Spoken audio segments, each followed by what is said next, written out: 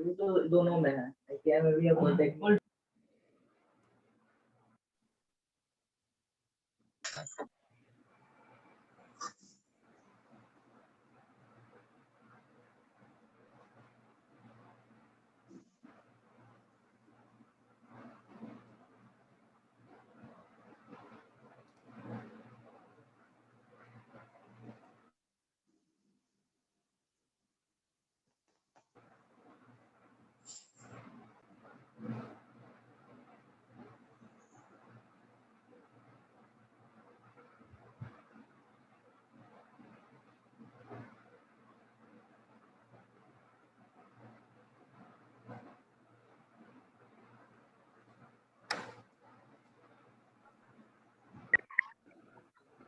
Good morning ma'am.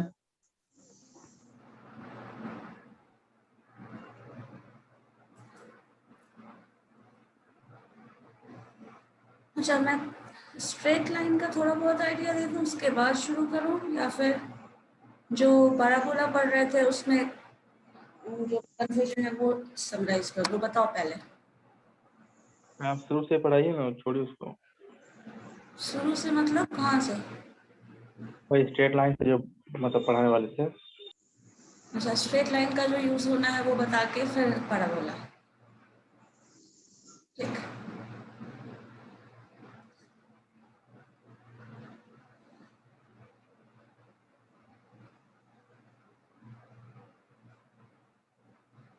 देखो, straight line जो है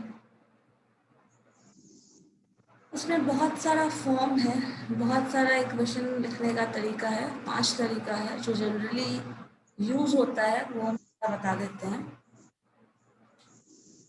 कोऑर्डिनेट सिस्टम में स्ट्रेट लाइन का जो फॉर्म है उसमें आपका एक फॉर्म है हम लोग यूज करते हैं जिसको स्लोप इंटरसेप्ट फॉर्म बोला जाता है, that is y equal to mx plus c।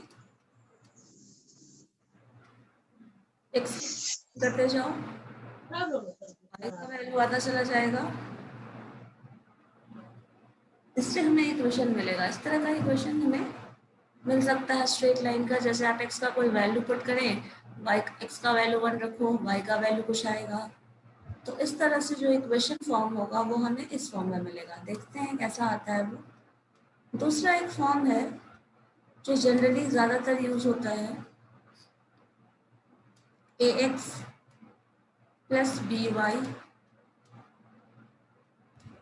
Plus c and this is equal to 0।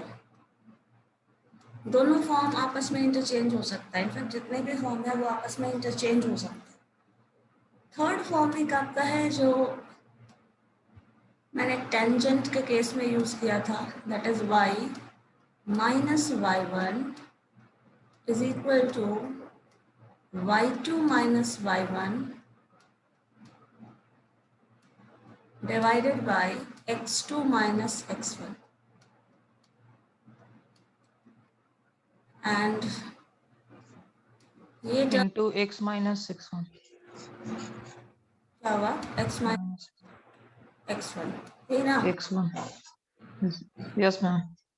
अब इसमें हम देखो, जो भी स्ट्रेट लाइन होगा, फर्स्ट वाला स्लोप का तरीका अगर आपके पास स्ट्रेट लाइन जो बनेगा, मान लो कुछ ऐसा है, या फिर कोई भी टर्म, ये हमारे पास कोऑर्डिनेट सिस्टम है और इसमें एक स्ट्रेट लाइन लाइक ऐसे जा रहा है, तो यहाँ पे जब भी स्ट्रेट लाइन कुछ इस तरह का जा रहा है जो कि एंगल बना रहा है थीटा, मान लो एंगल थीटा बना रहा है एक्स एक्सिस के साथ, तो ये थीटा समझ लो जितना ज़्यादा लार्जर होगा, वो स्टैंड ज़्यादा, मान लीजिए 90 डिग्री है तो लाइन कुछ ऐसा हो जाएगा।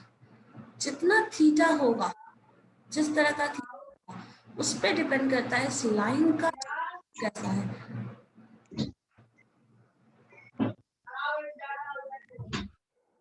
ठीक है, लाइन का स्लोप कैसा है। अब देखो, लाइन का स्लोप जो होगा वो बताएगा कितना लाइन, जैसे मान लीजिए लाइन ऐसा कुछ है, बहुत छोटा एंगल बना रहा है, मान लो कुछ इतना शॉर्ट बना रहा हो, ऐसा कुछ जा रहा हो तो एंगल और छोटा हो गया, स्ट्रेट जा रहा हो तो एंगल और ज़्यादा बड़ा होगा।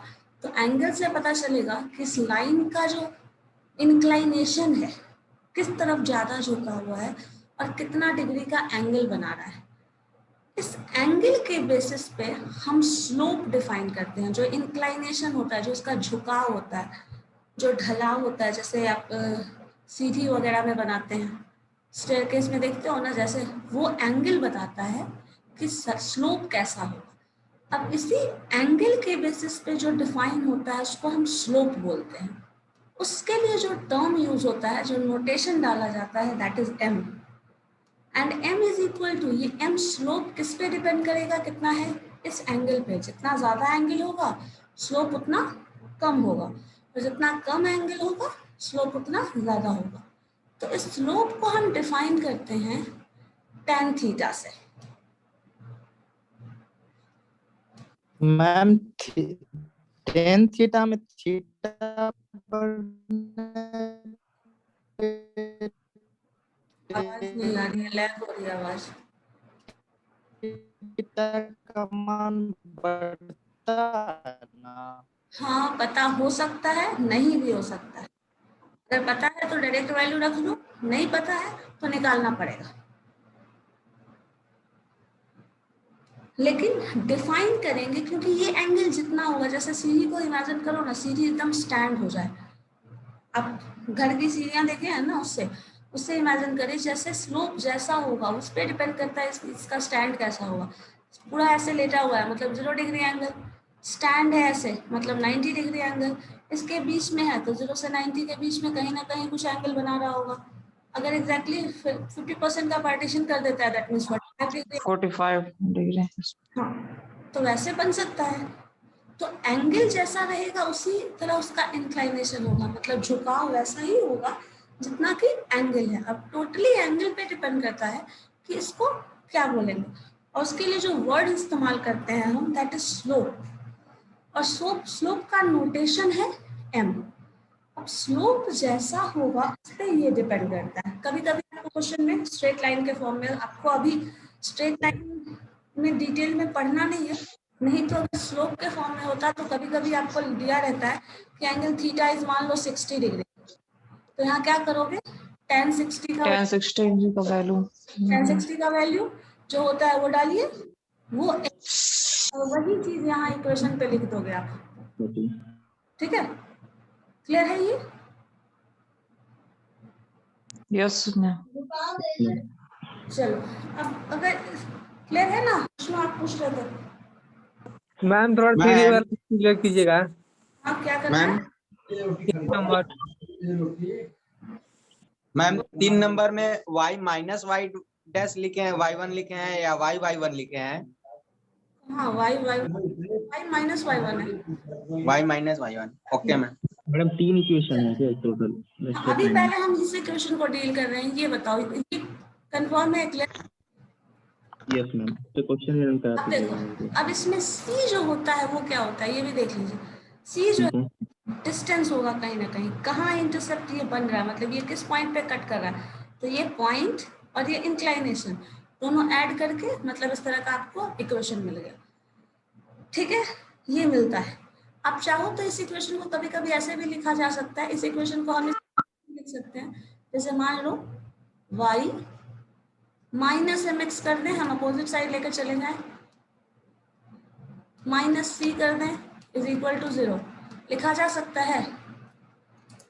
बताओ, लिखा है। कर सकते हैं? तो हाँ। देखिए क्या ये इसके जैसा नहीं दिख रहा है?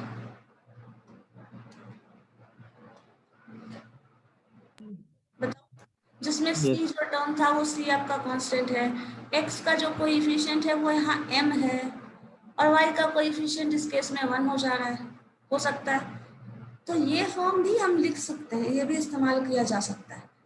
अब देखो, जो इम्पोर्टेंट पॉइंट है ये इस तरह से बनाया, उसके बाद एक चीज और हम लोग देख सकते हैं, कभी कभी क्या होता है, आपको लाइन इस तरह से दिया नहीं रहेगा, कोऑर्डिनेट सिस्टम में एक पॉइंट दे दिया, मान लो ये, दूसरा पॉइंट दे दिया ये। अब पूछा जा रहा है इन दोनों पॉइंट को जो मैच कराने वाला जो स्ट्रेट लाइन है, इसका इक्वेशन बताओ। अब इसका इक्वेशन कैसे निकालोगे? 2 पॉइंट है, कुछ इंफॉर्मेशन नहीं है, कैसा स्ट्रेट लाइन है, क्या इक्वेशन है, कुछ गिवन नहीं है, स्लोप के फॉर्म में भी नहीं है। तो देखो जितना भी इक्वेशन बनता है ना, जितने भी इक्वेशन के फॉर्म है, सारा इक्वेशन का फॉर्म इस पे डिपेंड करता है कि आपको जो इंफॉर्मेशन दिया गया है वो किस फॉर्म में दिया गया है। यहाँ पे क्वेश्चन मान लीजिए सिर्फ आपको दिया गया है एक point y1 y2 sorry x1 x2 ये वाला पॉइंट, दूसरा पॉइंट दे दिया है y1 y2, ठीक है।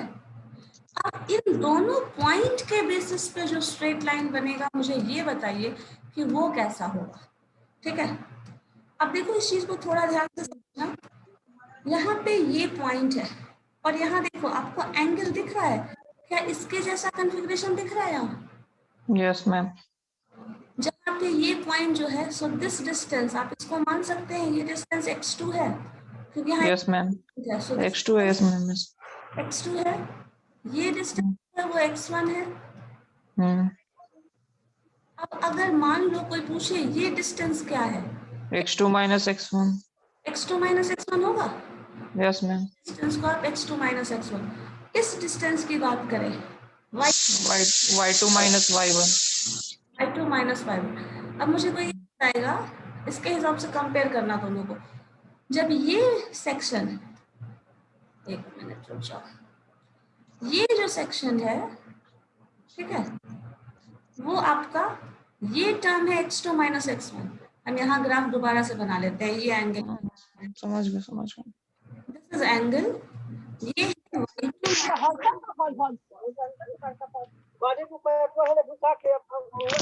मिंटू म्यूट कर लो भाई। चलो y2 माइनस y1 यही ग्राफ हम यहाँ बना देते हैं, ठीक है। ये जो है वो x2 माइनस x1 है। अब बताओ स्लोप, फॉर्मूला बताओ मैं। अब पाइथागोरस थ्योरम से हो जाएगा मैम। हाँ पाइथागोरस थ्योरम तो लगा लेंगे, उससे पहले एक और टर्म लगा सकते हैं, tan थीटा का formula. Theta p/b yes ma'am. tan theta बताइए, संभव आप बताइए। Perpendicular by base. Is this perpendicular? Yes ma'am. This base y2 minus y1 y2 है। अब बताओ, तो this term divided by this term, यही यहाँ लिखा है मैंने, देखिए। Yes ma'am. ठीक है, ओके, पॉइंट है। मतलब y equal to mx plus c से आप दो और निकाले हैं। हाँ इसी फॉर्म से सारा, मैंने कहा ना जितना भी फॉर्मूला है सारा फॉर्मूला को चेंज किया एक फॉर्म से दूसरे फॉर्म में, क्योंकि सब स्ट्रेट लाइन ही है। लेकिन कभी देता है इंफॉर्मेशन एंगल देगा, कभी आपको पॉइंट देगा, कभी एक पॉइंट देगा, कभी 2 पॉइंट देगा। अब उसके बेसिस पे निकालना है, कैलकुलेशन करना है हमें। तो जो दिया है हम वहीं से शुरू कर सकते हैं ना, जो नहीं दिया है वो इंफॉर्मेशन आप इमेजिन करके तो सॉल्व करेंगे नहीं, वो तो पॉसिबल ही नहीं है।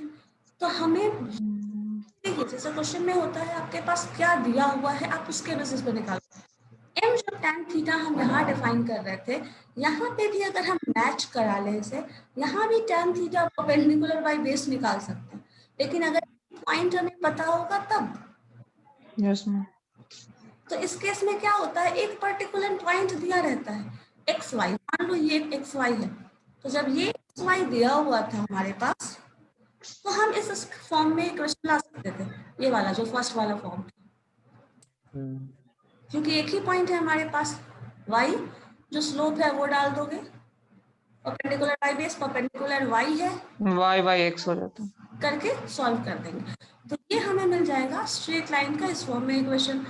इसी को ट्रांसफॉर्म करके ऐसे भी लिख सकते हो, इसी को ट्रांसफॉर्म करके ऐसे भी लिख सकते हो, समझे। अब ये जो स्लोप बनेगा, ये स्लोप बन कहाँ रहा है, ध्यान से ये देखो, ये जो स्लोप बन रहा है वो शुरू कहाँ से हो रहा है, from this point x1 x1 से। y1 इसी x1 y1 को हम यहाँ लिख दिए और y1, ठीक। या फिर इस चीज को आप इस इक्वेशन से भी समझ सकते हैं, जो फर्स्ट इक्वेशन है ना, इसी को ऐसे कर लो, y का वैल्यू मान लो एक है y1 m1, या फिर m स्लोप सेम रहने दीजिए, स्लोप सेम टर्म ले लो, और x1 प्लस c1, ठीक है। अब अगर ऐसा हो, या फिर c ही रहने दो, अगर ऐसा तो क्या होगा, इन दोनों इक्वेशन का डिफरेंस निकालो, इन दोनों इक्वेशन का क्या हो जाएगा, y minus y1, y1 m common हो जाएगा, स्लोप सेम है तो, क्योंकि लाइन चेंज नहीं हो रहा है, पॉइंट चेंज हो रहा है, तो m common, x minus x1, c जो होगा वो हो गया ना, x माइनस x1। अब ये जो देखिए ये भी तो वैसा ही कुछ इक्वेशन बन रहा है, जब आपको पॉइंट इस इक्वेशन से इसको घटा दे तब भी ये इक्वेशन मिल जाएगा। तो इस इक्वेशन जनरेट करना होता है, मतलब आपको जो इंफॉर्मेशन दिया है, थीटा दिया है तो थीटा के हेल्प से निकालो स्ट्रेट लाइन, पॉइंट दिया है तो पॉइंट के हेल्प से निकालो, वैल्यू दिया है डायरेक्टली कोएफिशिएंट दे दिया है तो वैसे निकाल लो, किसी भी तरह से हमें स्ट्रेट लाइन का इक्वेशन मिल जाएगा, वो हर फॉर्म में मिल सकता है।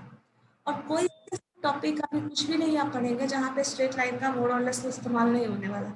जैसे जितना भी सर्कल पढ़ो, पैराबोला पढ़ो, कोई भी कर्व पढ़ो, तो हमेशा स्ट्रेट लाइन उसमें इन्वॉल्व होता है। जितना भी टेंजेंट होगा that is a straight line, जितना भी नॉर्मल होगा that is a straight line. कोई भी किसी भी दो पॉइंट के बीच का डिस्टेंस हमेशा स्ट्रेट लाइन होगा। आप इस दो पॉइंट के बीच का अगर आप कहीं टर्म ले रहे हैं कहीं भी, तो हो सकता है पाथ ऐसे करके जाए, बट मैम डिस्टेंस कैलकुलेट करेंगे तो ये कैलकुलेट करेंगे। बोलिए। हेलो, हम मैम बोल रहे हैं कि m बराबर जो tan थीटा लिखे हुए हैं, तो m हाँ। क्या एंगल को डिनोट किए हुए एम हैं? नोटेशन है, स्लोप बता रहा है, क्योंकि ये क्या बता रहा है, नहीं देखो इसका जो झुकाव है ये है या ये उसी को m मानेंगे मैम? हाँ, उसी का नोटेशन m है, जिसको हम स्लोप बोलते हैं। स्लोप क्या है, जैसे स्लोप सीढ़ी का मैंने बताया ना, स्लोप देखते हो क्या है, यस बस। इसी तरह से उसको डिफाइन कर रहे हैं। और भी एंगल के बेसिस पे पोलर फॉर्म में भी इक्वेशन है, लेकिन यही तीन आपको बेसिकली यूज करना हो, ठीक है। जब भी इंफॉर्मेशन होगा ना इसी फॉर्म में दिया रहेगा। अब कोई भी स्ट्रेट लाइन हो, कुछ भी हो, कोई पॉइंट हो, तो इसी तरह का इक्वेशन आपको इसी फॉर्म में मैक्सिमम इक्वेशन मिलेगा, ठीक है। और सारा इंटरचेंजेबल है, किसी एक में टर्म में दिया है तो दूसरे के फॉर्म में ले आओ, दूसरे में दिया है। एग्जाम में इसी टाइप का क्वेश्चन आएगा क्या? एग्जाम में स्ट्रेट लाइन से क्वेश्चन आएगा ही नहीं, मैंने कहा ना। स्ट्रेट लाइन आपके सिलेबस में नहीं है, आपने सिलेबस देखा या नहीं मुझे नहीं पता, बट सिलेबस में आपके स्ट्रेट लाइन नहीं है। अच्छा, तभी इनको पार्ट है, सर्कल से शुरू है, इसलिए मैंने सर्कल से शुरू किया था। मैं कुछ क्वेश्चन का भी करा रही हूँ, लेकिन हाँ, इसका यूज होता है, तो अगर कंफ्यूजन है तो ये सब यूज बता दीजिए था। अब देखो इसके बाद मैंने कहा, हाँ कहा ना, जो आप यूज करने वाले हैं, जो सर्कल में पढ़ने वाले हो, पैराबोला में पढ़ने वाले हो, तो टेंजेंट और नॉर्मल का जो इक्वेशन आएगा वो हमेशा स्ट्रेट लाइन होगा, ठीक है। वही तो इस्तेमाल करना है। क्या बोल रहे हैं, डॉल नंबर 92 कुछ बोल रहे हैं?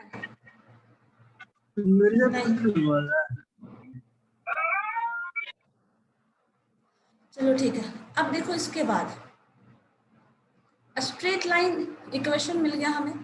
अब कभी कभी क्या होता है, दो स्ट्रेट लाइन होता है और दोनों मान लो एक दूसरे को ऐसे इंटरसेक्ट कर रहा है, दोनों मान लो ऐसा कुछ है, ठीक है। दो तरह का केस अभी हम पढ़ते हैं, एक स्ट्रेट लाइन कुछ ऐसा है, दूसरा भी स्ट्रेट लाइन ऐसा कुछ है। और देखो अगर कोऑर्डिनेट सिस्टम में देखें, ये स्ट्रेट लाइन और ये स्ट्रेट लाइन दोनों, ठीक है, एक जैसा स्लोप, ये एंगल जो है मान लो वही एंगल ये भी हो, ठीक है।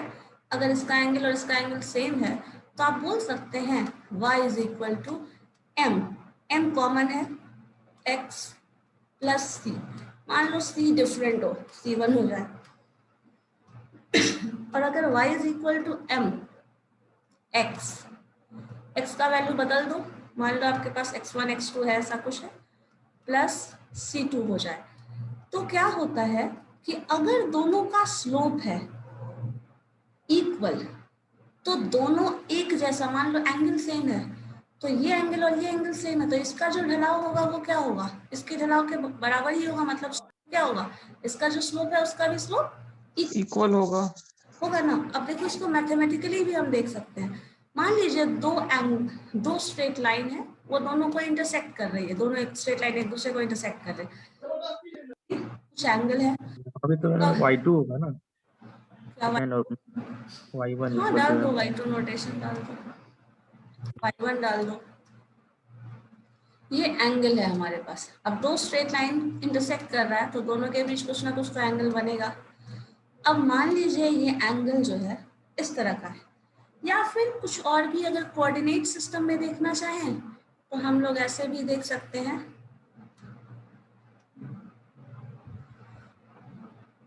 जो आपको ज्यादा यूजफुल रहेगा समझना। स्ट्रेट लाइन, एक स्ट्रेट लाइन ऐसे जा रहा है, दूसरा स्ट्रेट लाइन मान लो ऐसे जा रहा है, ठीक है, दोनों इंटरसेक्ट कर रहा है।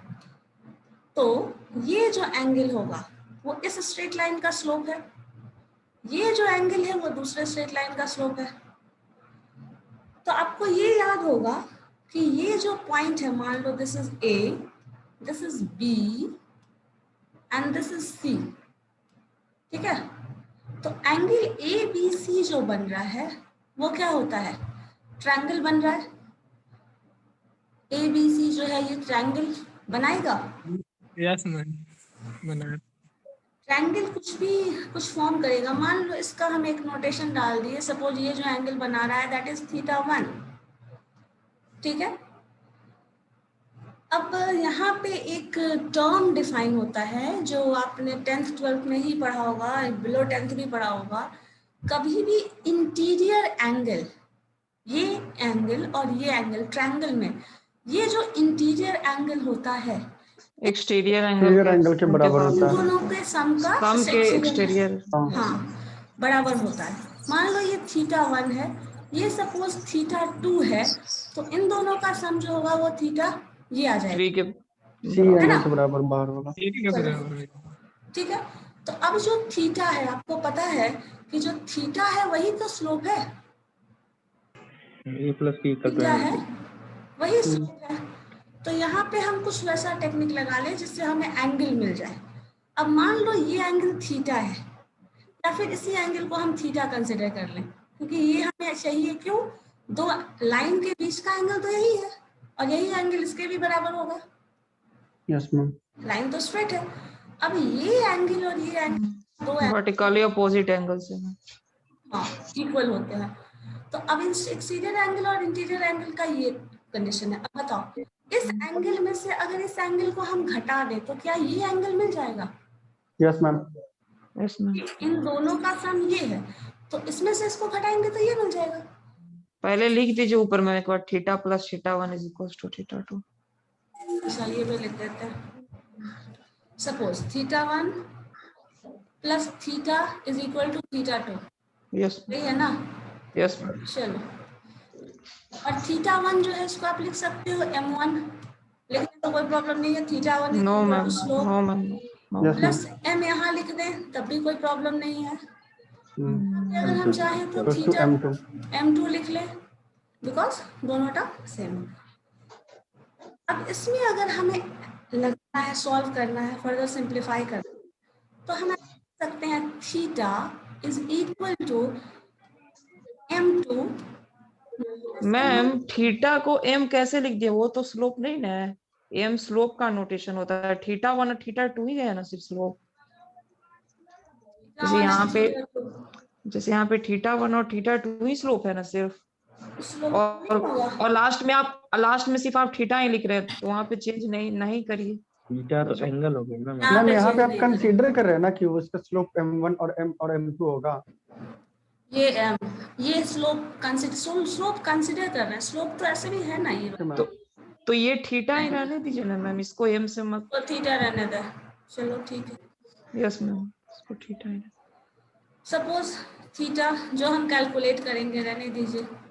मान लो ये m2 है। अब हमें क्या चाहिए, theta, and theta is equal to क्या लिख सकते हैं, m2 माइनस m1। देखो थीटा ये yes ma'am, yes ma'am, system yes ma'am. m2 minus m1। अब आपको पता है हमें चाहिए क्या, थीटा तो चाहिए नहीं, हमें tan थीटा चाहिए, है ना? सो tan थीटा, यहाँ पे tan θ1 हो जाएगा, वो स्लोप हो जाएगा, ठीक है,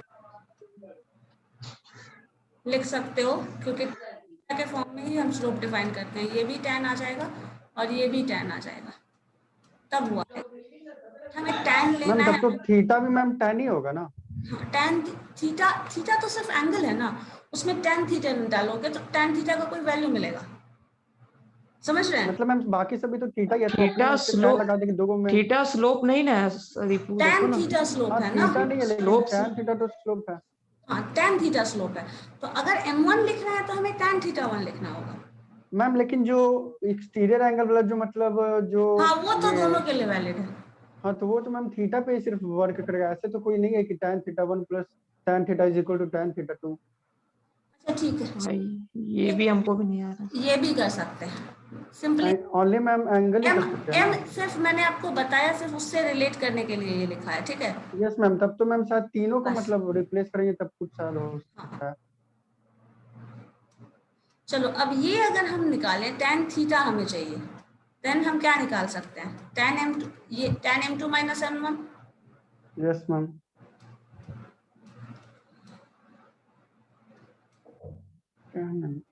tan m2 माइनस m1 जो होगा वो क्या हो जाएगा, tan a माइनस b का फॉर्मूला याद है किसी को? tan याद किए थे। tan a या फिर plus इसको tan आप b। थीटा के टर्म में ही रहने दो इसको, थीटा थीटा, बाय ज्यादा कंफ्यूजन नहीं होगा। चलो tan theta 1, tan theta 2 minus tan याद आ थीटा, गया ma'am, minus by 1 plus tan theta 2 into tan theta. होगा 2 नहीं होता है, 1 माइनस प्लस नहीं tan प्लस होगा, थीटा, प्लस होगा, हाँ प्लस हाँ प्लस होगा। tan theta 1 tan and tan theta theta 2 2, yes into yes, tan theta tan theta याद आ 2 गया। Into tan theta 1। 1। वो देखो ये जो वैल्यू आया tan थीटा 1 कोई पर्टिकुलर वैल्यू होगा, tan थीटा ये जो इसको चाहो तो ऐसे भी लिख लो, tan थीटा 2 जो है वो m2 है, tan theta tan theta 1 m1 1 है, and 1 plus m2 minus m1। 1 plus m1 m2 multiply कर दो, ठीक है, ठीक है। ये जो m2 है माइनस m2 इंटू m1 होगा मैम। एक ही बात है, ऐसे लिखो या ऐसे लिखो, साइन पॉजिटिव है, क्या ऑर्डर चेंज नहीं कर सकते, साइन अलग अगर कर अलग सकते हैं मैम, कर सकते नहीं कर सकते, बट ऐसे लिख सकते हैं। अब देखिए इसमें अगर मैम हाँ बोलो, मैम ये लाइन का कुछ काम नहीं है ना, थीटा बराबर m2 माइनस m1। थीटा नहीं, इसका कोई जरूरत नहीं है, इसको काट दीजिए, कंफ्यूजन हो रहा है। ठीक। थीटा इज इक्वल टू ऐसे लिख सकते हो, theta is equal to theta 2 theta 2 minus minus theta theta 1। 1। Theta 2 minus theta yes 1। Ma'am. Straight line के फॉर्म में मैंने समझाने के लिए वो टर्म लिखा था कि यूज हम ऐसे कर रहे हैं, ये टर्म होगा, ठीक है। इसका भी वैसे हटा दो तो ये भी इफिशिएंट आपके लिए, कंफ्यूजिंग अगर लग रहा है तो यस मैम। इसलिए यही यूज कर लो, ठीक है, इतना हो जाएगा। Yes ma'am. तो यहाँ पे अगर tan थीटा मान लो थीटा 0 हो जाए, ठीक है, थीटा 0 हो जाएगा तो क्या, कोई भी स्ट्रेट लाइन है उसके बीच में कोई एंगल नहीं, साइन 0 और वो लाइन कभी भी बनेगा भी नहीं, कोई भी एंगल नहीं बनेगा, क्योंकि ये लाइन मान लो कुछ ऐसा, इसका स्लोप इधर जा रहा है, उसका उधर जा रहा है, कहीं भी स्लोप जा रहा है तो एंगल 0। अब देखो 0 है तो tan 0 का वैल्यू कोई बता सकता है क्या होता है? 0 होगा मैम, 0 tan 0 का वैल्यू होगा, साइन 0 अपॉन cos 0 0, तो जो भी cos 1 हो जाएगा तो 0 ही होगा, तो tan 0 का वैल्यू तो आपका जो भी टर्म आएगा दैट इज इक्वल टू 0 है आपका। अब ये टर्म 0 है, दैट मीन समझो m2 minus m1 divided by 1 plus m1 m2 m1 into this is equal to what, 0, क्योंकि ये वाला टर्म 0 है। अब अगर m1 बराबर m2 हो जाएगा, तो अगर हम ये करें तो ये क्या हो जाएगा, ये पूरा चला गया, that is equal to 0, cross multiplication करें तो m2 minus m1 is equal to 0, या Zero. फिर डायरेक्टली लिख सकते हो m1 M2 बराबर m2 is equal to m1। ये स्लोप इक्वल हो जाएगा। लेना, ये टर्म 0 है, क्रॉस मल्टीप्लाई कर दिया, so m2 minus equals to m1। Is equal to 0 और then right m2 is equal to, अब m1 m2 इक्वल मैम होने का मतलब अटेंडेंस का स्क्रीनशॉट ले लीजिए, यानी यहाँ बारिश हो रही है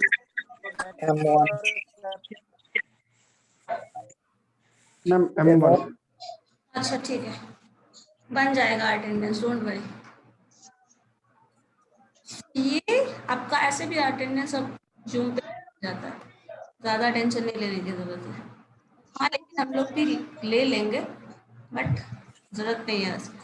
अब जो पता चला इससे, देखो क्या है, जब एंगल 0 हो दो स्ट्रेट लाइन का, तो दोनों का स्लोप इक्वल होता है। और स्लोप इक्वल का मैंने एग्जांपल बताया था, मान लो ये जैसे ऐसे जा रहा है, ये ऐसे जा रहा है, स्लोप इक्वल, ये एंगल और ये एंगल इक्वल है, तो उस केस में क्या हो जाता है, लाइन जो है वो पैरेलल होता है, पैरेलल होता है। ठीक है।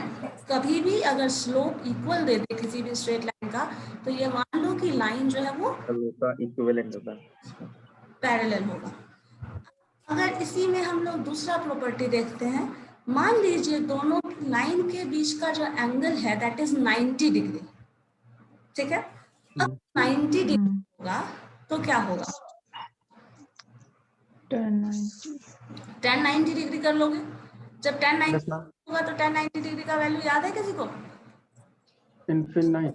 साइन का वैल्यू होगा 99 नाइट होगा मैम। अब बताओ, इन्फिनिटी को हम 1/0 लिख लें, yes ma'am. and that is equal to m2 2 minus minus m1 m1 plus m1 1 plus divided m1 by into 1 plus m1 m2, plus m1 ठीक है। Yes ma'am. अब ये देखिएगा, तो आप ये जो क्रॉस मल्टीप्लाई करेंगे यहाँ से यहाँ, ठीक है, और इस तरह से ये टर्म 0 हो जाएगा और ये टर्म 1 हो जाएगा, तो आप लिख m1 into m2 जो 1 minus plus 1 plus m1 plus m2 equals to 0। हाँ लिख सकते हैं ना, m1 m2 is equal to 0। और अगर ये 0 है तो ये 1 अपोजिट साइड ले आओ, Yeah. 1 is equal to m1 not 1 minus 1 हो जाएगा, -1 होगा इसमें। ठीक है। m1 to m2 ये जो -1 है वो इक्वल है m1 m2 के। यही फॉर्मूला था जो हम लोग टेंजेंट में इस्तेमाल कर रहे थे, यस मैम। जो स्ट्रेट लाइन पे डिपेंडेंट है, क्योंकि टेंजेंट और नॉर्मल हमेशा 90 डिग्री एंगल बनाता है, तो यही स्लोप का इसको फॉर्मूला है। ऐसे डिफाइन कर सकते हैं ना मैम कि अगर दो लाइन एक दूसरे को इंटरसेक्ट करता है 90 डिग्री पे, तो उन दोनों का स्लोप ऑफ द टेंजेंट मतलब रिलेशन होगा m1 into m2 माइनस। हाँ आराम से यही करते प्रोडक्ट हैं। Of their slopes. हाँ, या फिर बोला जाता है if the two lines are orthogonal to each other, और ये 90 डिग्री, ऑर्थोगोनल मींस 90 डिग्री, या फिर Okay. 90 डिग्री आप बोल दीजिए, या फिर परपेंडिकुलर बोल दीजिए। Perpendicular right angle.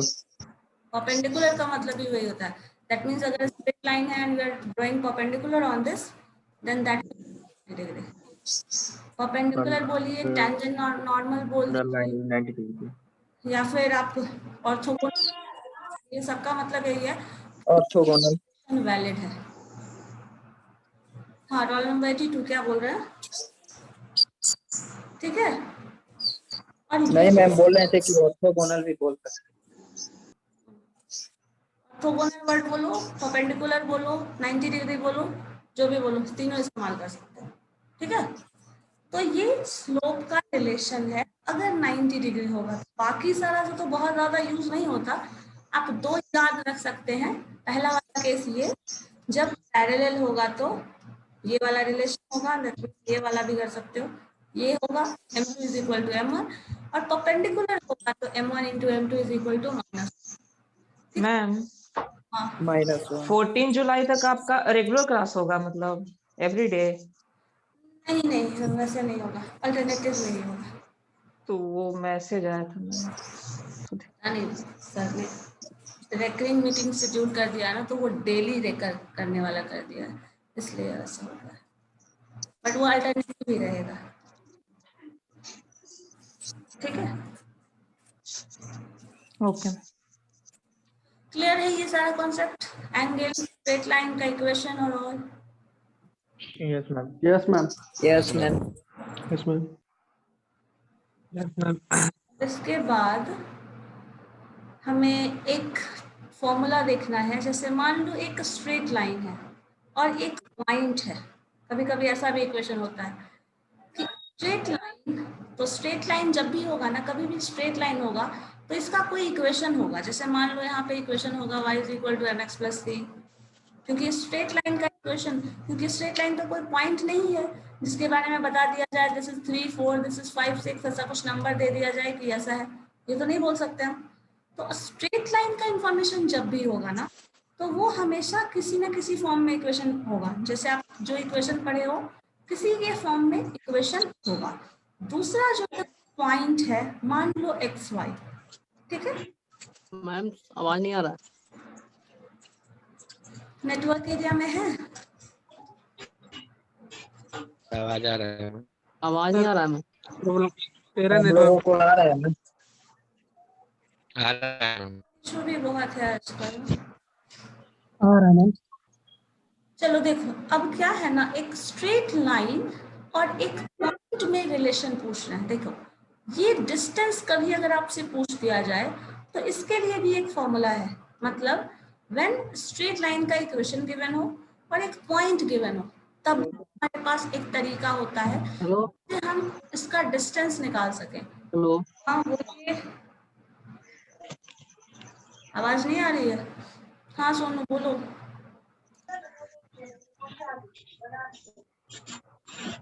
बोलिए क्या हुआ? हैंड रेज कर रहे हैं, बोल रहे हैं, कुछ है नहीं। हेलो। हाँ बोलिए क्या हुआ?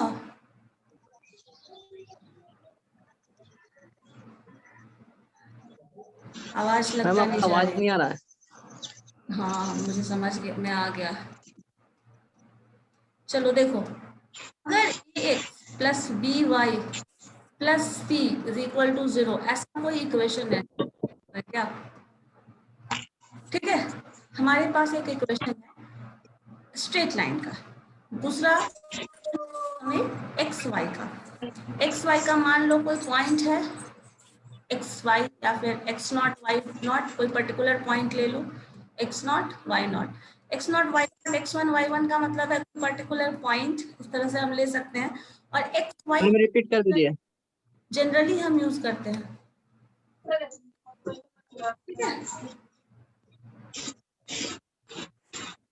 किसकी तरफ से इतनी आवाज आ रही है?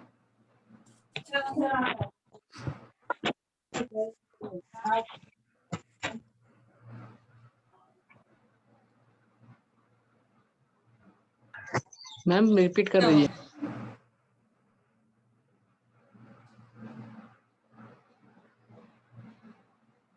चलो इस केस में क्या होगा, एक्स नॉट कोई भी पर्टिकुलर वैल्यू हम डाल दिए इस वैल्यू को, और कभी भी क्वेश्चन में कहीं भी अगर पूछा जाए किसी भी स्ट्रेट लाइन का इक्वेशन दे दे, जैसे डायरेक्ट्रिक्स का था, हम लोग जो पैराबोला पढ़ रहे थे उसमें मान लो डायरेक्ट्रिक्स का इक्वेशन दे दिया, एक्सिस का, किसी भी कोई लाइन का एक इक्वेशन दे दिया और पूछ दिया इस पॉइंट से इसका क्या डिस्टेंस है।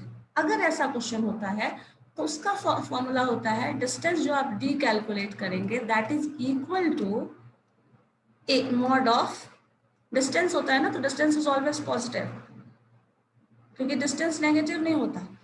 तो डिस्टेंस जो होगा वो होगा ए, क्या करोगे देखना, इसका कोएफिशिएंट, ठीक है, और ये value x not plus sign, इसका कोएफिशिएंट वाई का कोएफिशिएंट बी, और वैल्यू जो ये वाई नॉट ले लेना है, ठीक है, ये वाई नॉट, ठीक है। सी अगर रहेगा तो लेंगे, नहीं रहेगा तो नहीं लेंगे, तो लेंगे यहाँ पे this term divided by under root square B square, A square plus B square, ये फॉर्मूला होता है, ठीक है। किसी भी स्ट्रेट लाइन का किसी भी पॉइंट से अगर डिस्टेंस निकालना हो तो आप ये फॉर्मूला यूज करेंगे अगर क्वेश्चन में पूछा जाता है तो। D = ma'am d is equal to a।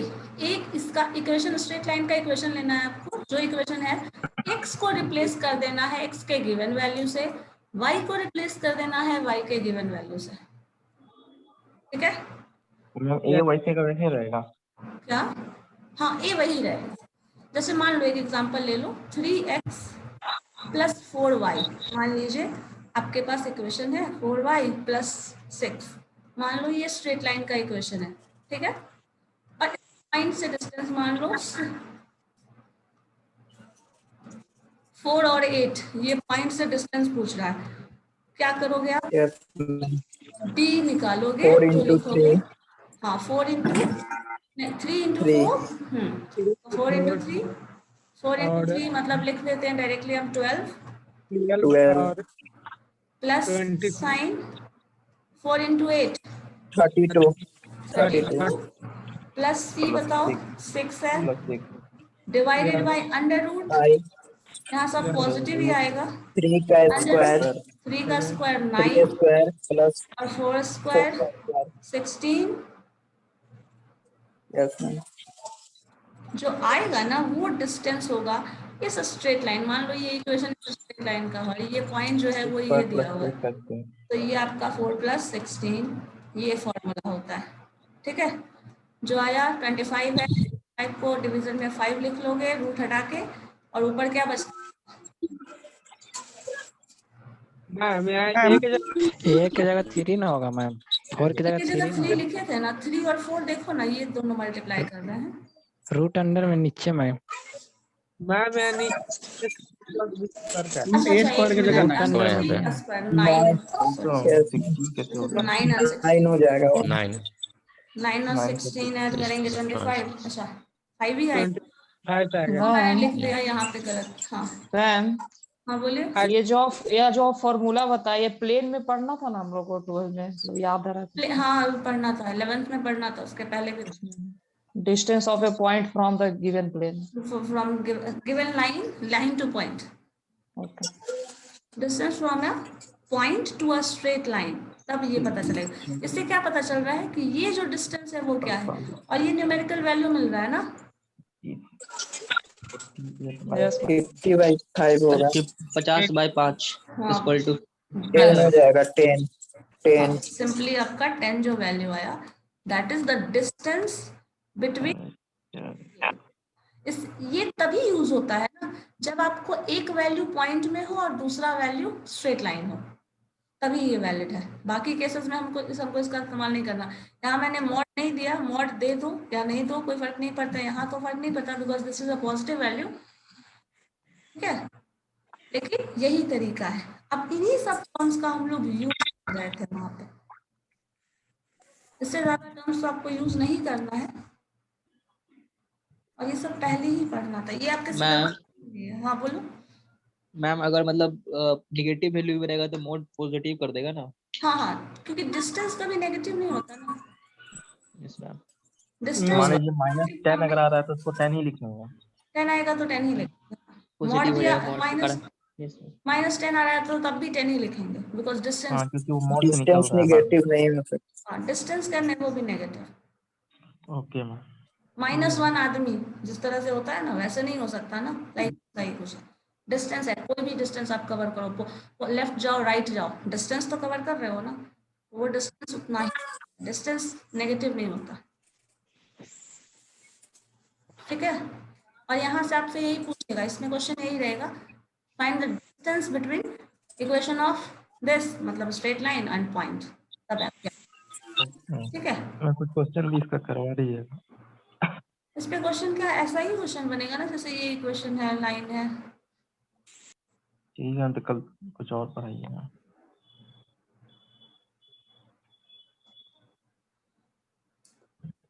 क्या मत इसमें क्या फिर और क्या बताना है बताओ। y equal to mx plus c वाला पे भी कुछ क्वेश्चन करवा देते। स्लोप पे बेस्ड। Yes ma'am. इसका टाइप थोड़ा पता चल जाता ना तो फिर।